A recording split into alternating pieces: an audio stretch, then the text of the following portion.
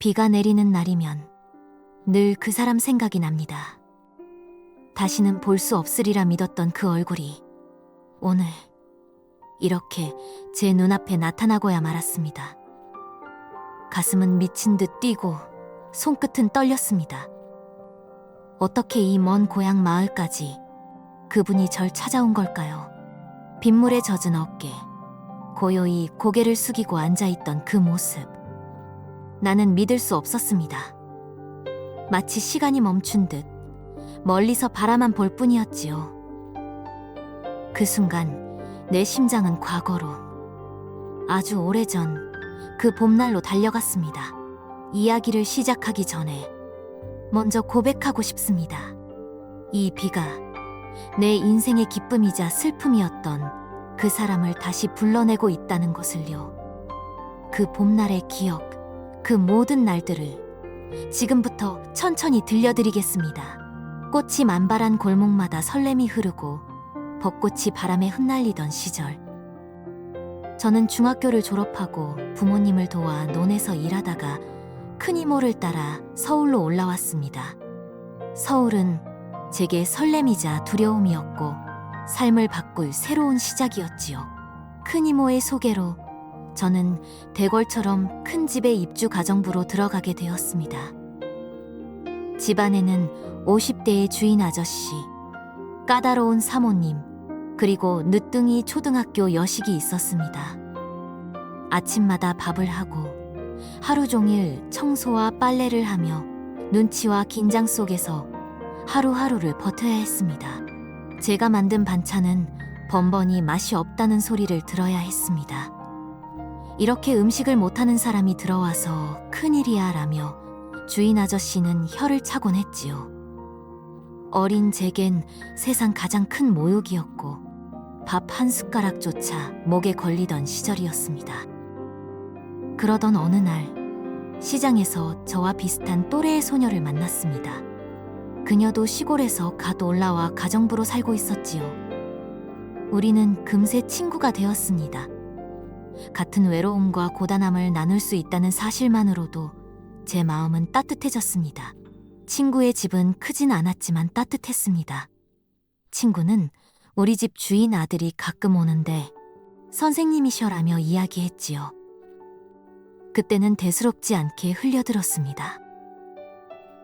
하지만 운명은 그 작은 말 한마디로부터 시작되고 있었습니다. 그리고 비 오던 날 그는 나타났습니다. 큰 키, 단정한 얼굴, 그리고 따뜻한 목소리. 안녕하세요 한마디에 내 심장은 세차게 뛰었습니다. 그날 이후 제 시선은 자꾸만 그에게 머물렀습니다. 너 이렇게 잘생긴 아들이 있다고 왜 말 안 했니? 내가 몰래 묻자 친구는 태연하게 웃었습니다. 총각 아니야. 아이 둘 있는 호랍이야. 그 순간 제 마음은 쿵 하고 내려앉았습니다. 너무 멀리 있는 세상 같아 감히 다가갈 수 없었습니다. 며칠 뒤 심부름으로 간 학교에서 또 그를 만났습니다. 그가 그곳의 선생님이었다는 사실에 숨이 멎을 것 같았습니다. 그는 반가운 얼굴로 여기 웬일이냐며 미소를 지었지요. 그 따뜻한 눈빛에 제 마음은 흔들리고 또 흔들렸습니다. 그날 그는 내일이 토요일이니 근처 다방에서 만나자고 했습니다. 할 말이 있다면서요. 집으로 돌아오자 왜 날 부르신 걸까 수백 번을 곱씹었습니다.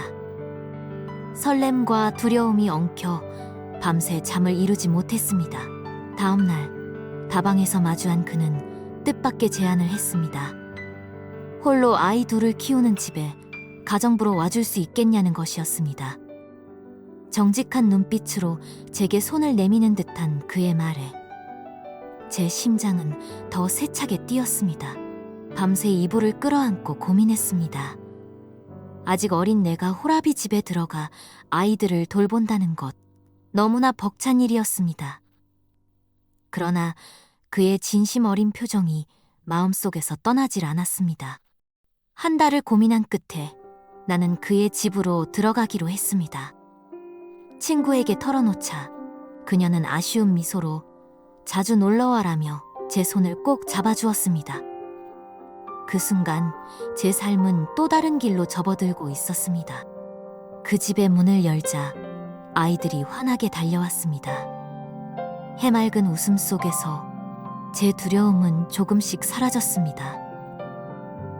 선생님도 늘 맛있다며 음식을 칭찬해 주셨습니다. 전날까지의 눈물은 마치 꿈처럼 사라진 듯 했습니다. 이러다 살찌겠어라며 웃던 선생님의 말에 제 가슴은 또 뜨겁게 뛰었습니다. 점점 더 그의 웃음이, 그의 목소리가 제 안에 깊이 스며들고 있었습니다. 어느 일요일, 선생님은 공원 나들이를 제안했습니다. 저는 밤새워 김밥을 싸고 보리차를 끓였습니다. 마치 어린 시절 소풍을 가는 것처럼 마음이 두근거렸습니다. 그러나 그곳에는 또 다른 여자가 있었습니다. 선생님의 여자친구. 차갑고 깔끔한 인상, 세련된 옷차림. 그 순간 제 심장은 다시 쿵 하고 내려앉았습니다. 아이들과 선생님은 맛있다며 웃었지만 그녀는 몇 입 먹더니 짜다며 내려놓았습니다. 그리고는 선생님께 가정부가 음식을 이렇게 못하냐는 말을 건넸습니다. 그 순간 제 손끝은 떨렸고 눈물이 도시락 위로 떨어질 것 같았습니다. 새벽부터 정성껏 준비한 제 마음이 그렇게 짓밟히고 말았습니다. 돌아오는 길, 그는 아이스크림을 건네며 미안하다고 했습니다. 원래 그런 사람이 아닌데 라는 말이 바람처럼 스쳐갔지요. 달콤함이 혀끝에 닿았지만 가슴속 짠맛은 좀처럼 사라지지 않았습니다. 그날 밤 저는 내 마음의 방향을 조용히 확인했습니다. 아직은 떠날 때가 아니라고. 아이가 아픈 밤이면 나는 등을 토닥이며 자장가를 불렀습니다. 작은 손이 내 손을 꼭 잡고 잠들 때면 마음속 낮은 파도가 잦아들곤 했지요. 사람을 붙잡는 건 말보다 손길이라는 걸 그때 처음 배웠습니다. 갑작스러운 열로 병원에 달려간 날, 그녀는 거침없이 아이를 내 품에서 빼앗아 업었습니다. 그 순간 나는 누군가에게 엄마라는 이름을 도둑맞는 기분이었습니다. 손끝에서 사라진 체온이 오래도록 가슴에 멍으로 남았습니다. 그녀는 병원에서 집으로 오더니 내 허락도 없이 장롱을 열고 서랍을 뒤적이며 집안이 정리가 안 되어 있다며 화를 내었습니다. 나는 전 말없이 방으로 들어와 문고리를 잡았습니다. 눈물은 소리 없이 흐르고 마음은 조용히 결심을 향해 걸어가기 시작했습니다. 며칠 후 웃음과 함성이 가득한 운동회에서 선생님은 자기 여자친구를 학교분들에게 소개했습니다. 사람들의 환한 박수 사이에서 나는 한 발 더 물러섰습니다. 떠날 때가 왔다는 걸 그제야 분명히 알았습니다. 이 집은 제 자리가 아닙니다. 두 분의 앞날에 평안히 깃들길 바랍니다. 짧은 문장 사이로 마음을 접었습니다. 접힌 앞치마처럼 내 정 또한 조용히 접어두고 나설 준비를 했습니다. 첫 차가 안개를 가르며 들어왔습니다. 나는 누구에게도 작별을 말하지 않았습니다. 가끔은 인사조차 상처가 될 때가 있다는 걸 그 집에서 배우고 떠났습니다. 고향의 바람은 흙냄새가 짙었습니다. 낮게 깔린 구름 사이로 내가 잊고 있던 이름들이 다시 들려왔습니다. 딸, 누이, 이웃, 그리고 나 자신. 나는 다시 땅을 만지며 숨을 고르는 법을 배웠습니다. 그렇게 3달이 지난 어느 날, 비가 흩뿌리던 저녁, 읍내에 다녀오던 전, 멀리서 흐릿하게 보이는 어디서 많이 보던 모습, 툇마루에 한 사람이 앉아 있었습니다. 젖은 어깨, 지친 눈빛, 그러나 쉽게 꺼지지 않는 등불 같은 표정. 나는 그 순간 오래 감춰둔 이름을 다시 불렀습니다.